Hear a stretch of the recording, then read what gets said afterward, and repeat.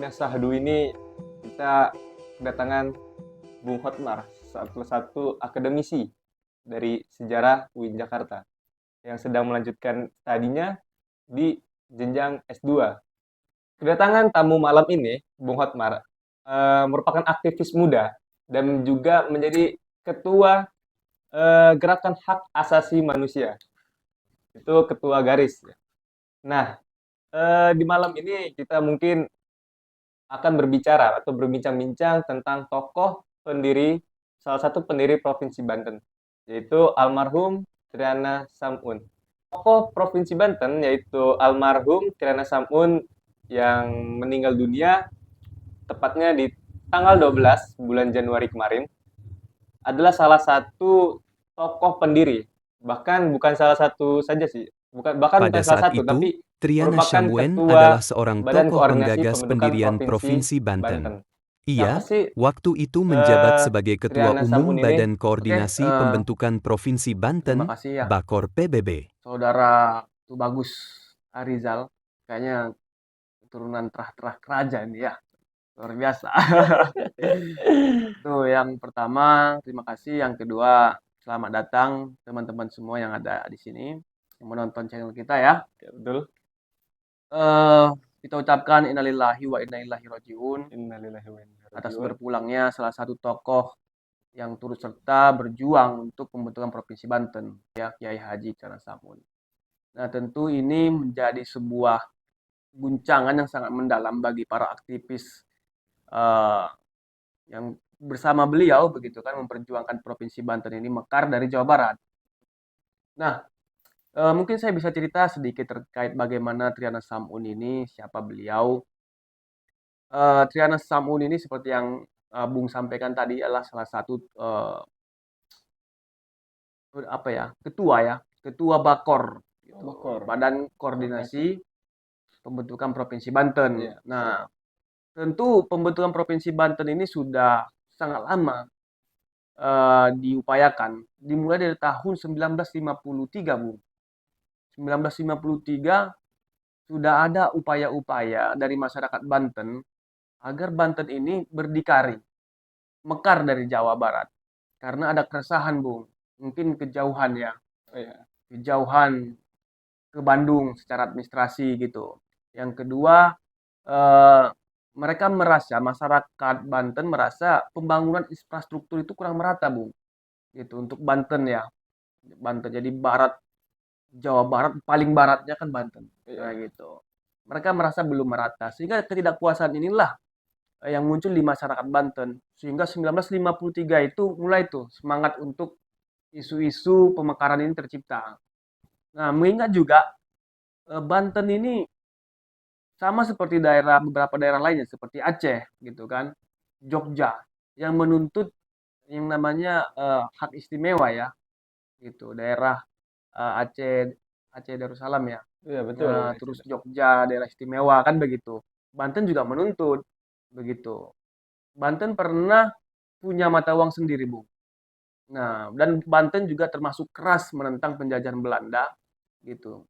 Sehingga kepercayaan diri ataupun apa namanya ya, sejarah ini menjadi pondasi yang kuat untuk melengkapi berbagai macam persyaratan untuk menjadi provinsi gitu, secara sumber daya alam, sumber daya manusia dan lain sebagainya. Nah, sehingga isu-isu itu bergejolak. Terus 1953 sudah dimulai dibentuk, tapi nggak lama kan 1960-65 ya kan terjadi peristiwa yang namanya gerakan 30 September PKI Oh, begitu. iya. Di situ. Jadi setelah pembentukan gerakan itu, jadi pembentukan Provinsi Banten ini pun sudah mulai surut gitu karena masih fokus kepada apa ya, penyelesaian kasus inilah secara nasional. Jadi setelah kasus ini selesai, Soeharto muncul sebagai presiden. Nah, ternyata itu juga kurang direstui sama pemerintah, kurang direstui. Nah, pada akhirnya Bapak Soeharto turun 1997 ya, 97, 98 dan seterusnya. Nah, disitulah peran daripada eee, organisasi masyarakat, aktivis mahasiswa, dan lembaga swadaya masyarakat mengkonsolidasikan lagi untuk menunjukkan, untuk memperjuangkan kemerdekaan tadi. Kemerdekaan dari Jawa Barat maksudnya Iya, ya, betul. bukan dari Indonesia Raya. Jadi merdeka dari Jawa Barat gitu. Ingin independen, ingin mandiri, mengurus daerahnya sendiri begitu, Bung. Nah, jadi salah satu organisasi penerus daripada organisasi-organisasi sebelumnya itu adalah BAKOR ini tadi, Badan Koordinasi Pembentukan Pembentukan Provinsi Provinsi Banten. Banten. Nah, gitu, Bung. Nah, diketuai sama Bapak Triana Samun ini, almarhum Kiai Haji Triana Samun begitu ya. Beliau yang mengetuai. Nah, beliau ini siapa sih sebenarnya? Itu sehingga bisa menjadi sosok. Nah, beliau ini terkenal karena seorang pengusaha, pengusaha yang dermawan, suka membantu gitu, dan dia memiliki cita-cita luhur untuk Provinsi Banten yang lebih baik begitu tentunya. Oke. Tapi begini, Bung. Dari setiap perjalanan Bung, tapi begini, Bung. Hmm. Ulang-ulangi. Ini yang kata Bang ya. Tapi begini, Bung.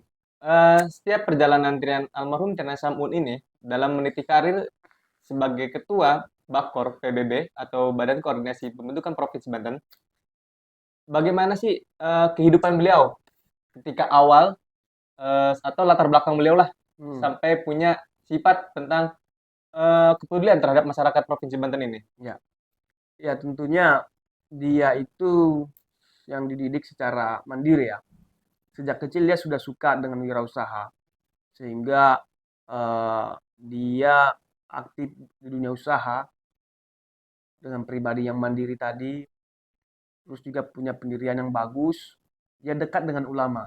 Nah, dia dekat dengan ulama, dekat juga dengan jawara. Nah, Banten ini kan terkenal dengan 3 simbol Ya, ya, betul itu. ulama, jawara, dan umaro. Kan begitu ya, umaro. Pemimpin, jawara, pendekar, sama ulama. Inilah simbol Banten yang dia itu bisa masuk ke sana, ketiga itu. Nah, sebagai seorang pengusaha, tentu itu menjadi peluang yang sangat berharga.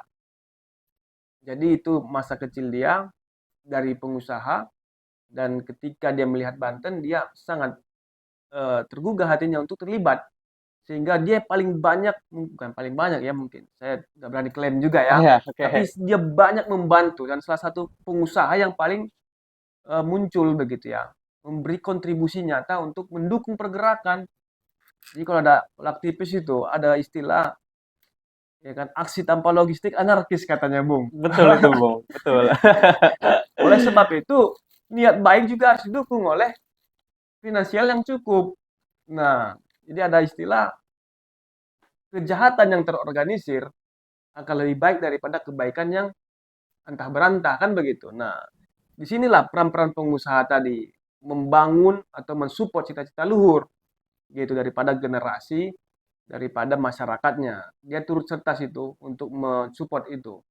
Gitu. Sehingga terciptalah konsolidasi yang begitu bagus dari beberapa kegiatan pengkonsolidasian gitu. Diresmikannya Banten sebagai provinsi baru, peran mereka itu sangat kuat di sana gitu, Bung. Oke, Bung. Tadi kan Bung sendiri menyinggung tentang bahwa almarhum Tirta Samun ini adalah seorang pengusaha muda. Apa saya juga pernah mendengar kalau misalkan Tirta Samun ini adalah salah satu Kabin Banten.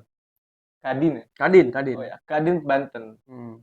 Boleh Bung sedikit cerita gitu, bagaimana meniti karir almarhum Tirta Samun ini sehingga beliau pernah menjabat sebagai Kadin Banten. Ya, ya setelah jadi dia bisa menjabat Kadin Banten itu ya memang bukan tiba-tiba. Memang karena dia suka, emang profesi dia sebagai wirausaha begitu kan.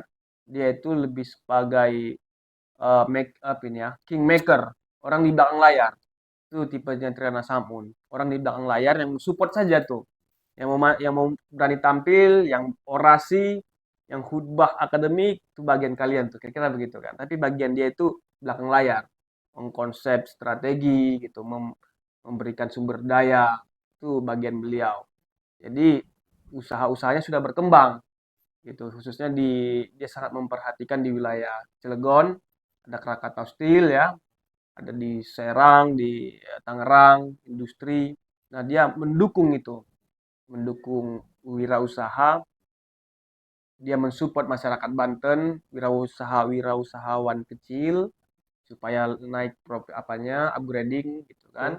Itu yang disupport oleh Tiana Sambun. Sehingga tidak asing, tidak kaget ketika dia menjadi ketua Kadin Kamar Dagang Indonesia 2 periode. 2 periode. 2 periode. Begitu lama, Bung ya? Iya, pasca Banten mekar, nah, dari Jawa Barat dia menjabat di sana, dan 2 periode itu ya dia melakukan banyak program lah, begitu banyak hal program untuk mengembangkan ekonomi dan membantu pemerintah dalam mengkonsolidasikan kekuatan tadi, kekuatan ulama, itu kan, kekuatan jawara, kekuatan masyarakat sosial yang non perkumpulan begitu, dan akademisi juga. Dia sangat memuliakan ataupun menempatkan posisi akademisi juga dalam hal segala rencana-rencana selalu dilibatkan begitu.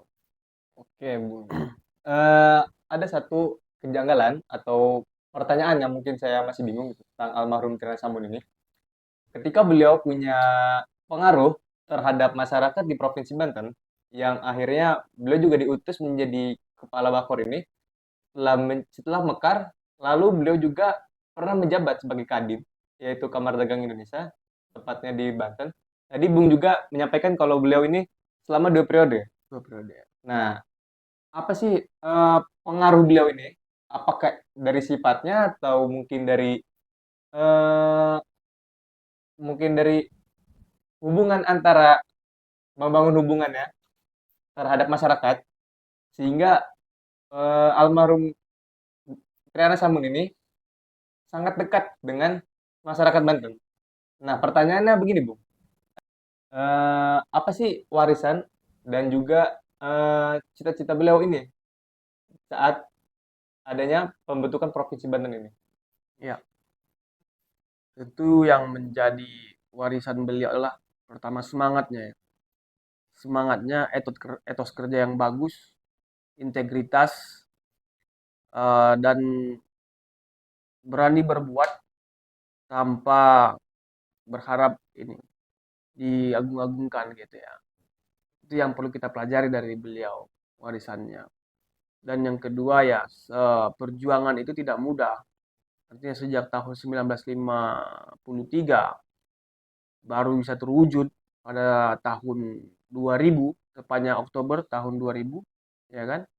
Itu baru bisa terwujud atas perjalanan panjang daripada tokoh-tokoh tadi. Dan pada puncaknya mungkin melalui Bakor Ulama tadi, Bakor, Bahan Koordinasi tadi, dipimpin oleh beliau dengan sejiwa cintanya kepada masyarakat, dia mewariskan bahwa berikan yang terbaik untuk masyarakat begitu. Dan pada akhirnya dia berwasiat atau pesan kepada kita generasi muda ya. Banten ini sudah berhasil jadi mekar. Lantas setelah mekar ini apa? Kan begitu. Maka tugas kita bersamalah untuk mengisinya dengan hal-hal yang membuat Banten bisa bangkit dan mungkin bisa setara bahkan lebih dari provinsi lain. Nah, itu yang perlu kita tanamkan ya. Dengan membaca sejarah beliau, perjuangan beliau dan tokoh-tokoh lainnya, itu menjadi suatu hal yang sangat penting supaya kita cintakan lingkungan kita, tanah air kita, khususnya bagi masyarakat Banten, cinta kepada tanahnya dengan melalui jalur pendidikan. Dia juga sangat mendorong jalur pendidikan karena dengan pendidikan kita bisa bangkit, kita bisa berdikari begitu. Itu sih yang paling penting menurut saya yang patut kita teladani dari sosok Triana Sambun gitu.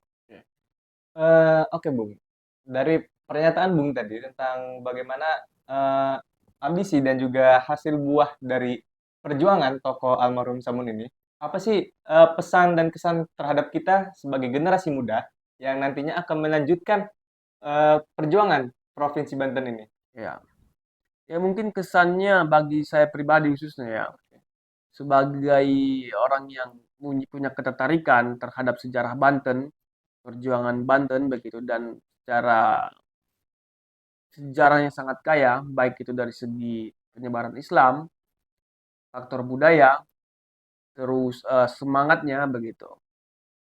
Sangat luar biasa, dan yang saya sesal itu tidak bisa bertemu dengan beliau begitu. Betul, betul. Khususnya tidak bisa mengantar kepulangan beliau ke makam begitu ya.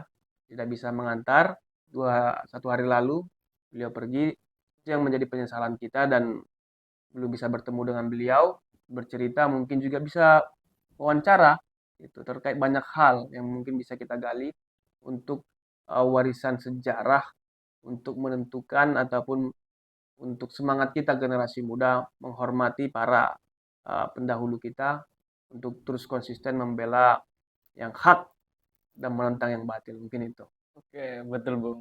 Mungkin banyak hal yang tadi Bung ceritakan tentang bagaimana kepedulian seorang tokoh almarhum Samun yang dari sejak kecil adalah seorang pengusaha muda yang berakhir dengan pengabdian beliau kepada masyarakat Banten dengan mendekat dengan ulama, jawara, dan juga para umaroh.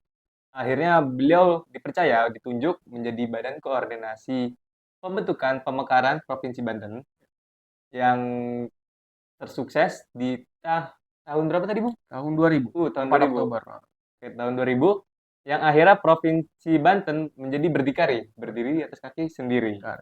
Dan juga Bung tadi juga sudah menyampaikan pesan moral tentang almarhum Samun ini terhadap generasi muda yang nantinya akan melanjutkan perjuangan di Provinsi Banten. Ya, betul sekali. Oke, mungkin itu saja Bung ya perbincangan di malam hari ini. Ya. Semoga bermanfaat untuk kita dan juga mengenal tokoh-tokoh pejuang atau tokoh-tokoh yang menginspirasi generasi muda dari Provinsi Banten ini. Ya, oke, terima kasih. Mungkin itu yang bisa saya sampaikan, teman-teman. Lebih dan kurangnya saya mohon maaf. Nanti kita bisa sampaikan lagi ketika emang antusiasnya banyak ya untuk menggali lebih dalam. Betul itu, Bukan di Bung. kulit-kulitnya aja. Iya. Gitu ya. Mungkin itu. Oke. Mungkin itu saja teman-teman. Semoga video kali ini bermanfaat untuk teman-teman dan juga pada masyarakat Banten atau generasi muda harus mempunyai giroh untuk meneruskan perjuangan. Kita tutup saja ya Bung ya. Ya, Perbincangan malam ini. Kurang lebihnya mohon maaf. Waalaikumsalam warahmatullahi wabarakatuh. Ya, waalaikumsalam warahmatullahi wabarakatuh. Billahi taufiq wal hidayah. Oh, iya.